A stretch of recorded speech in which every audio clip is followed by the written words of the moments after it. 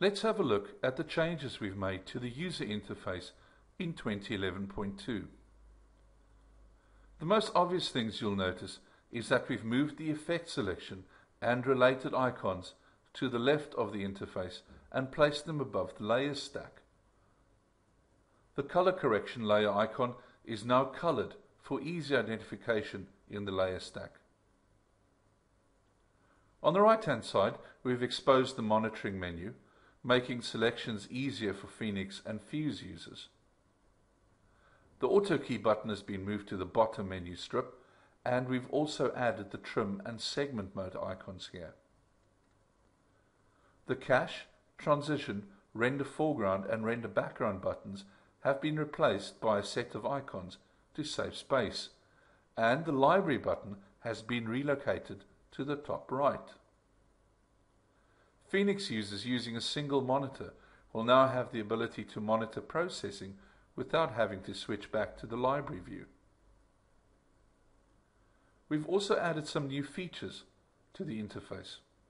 We now have 3 review modes available for viewing material: clip review, frame review, and markers. Clip review works like this. Firstly, there is no markers required to use the clip review. Press loop on the precision or review on the valhal to enter the clip review mode.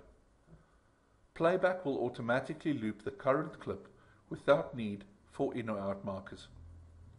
You can add handles to allow playback to start before and end after the clip. On precision, you can do this by typing a number on the keypad and pressing the loop button. Frame review was made with Phoenix in mind. Frame review always requires handles.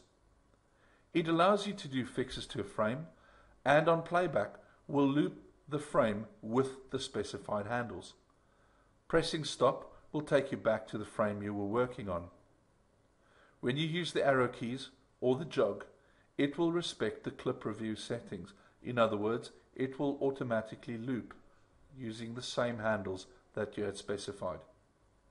As soon as you pause on a new frame for more than half a second, it will become the new hot frame. The marker view works the same way as it did in the past.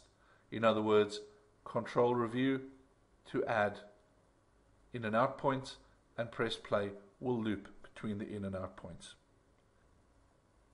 We've also added some new scrubbing modes. These 4 icons are composition view, timeline view, shot view, and keyframe. Composition view will scrub the entire composition if you use the scrub bar, even if you are zoomed into a particular area of the timeline. Timeline view will scrub only the portion of the timeline that you are zoomed into when you use the scrub bar. Shot view allows you to scrub only the clip you're currently on. This is really handy when you're zoomed out of the timeline and you can scrub only the clip that you're actually on. The 4th button, the keyframe button, will turn keyframe interaction on or off, meaning that even if you have keyframes on a clip, you can easily interact and scrub that clip without having to worry that you would move the keyframes.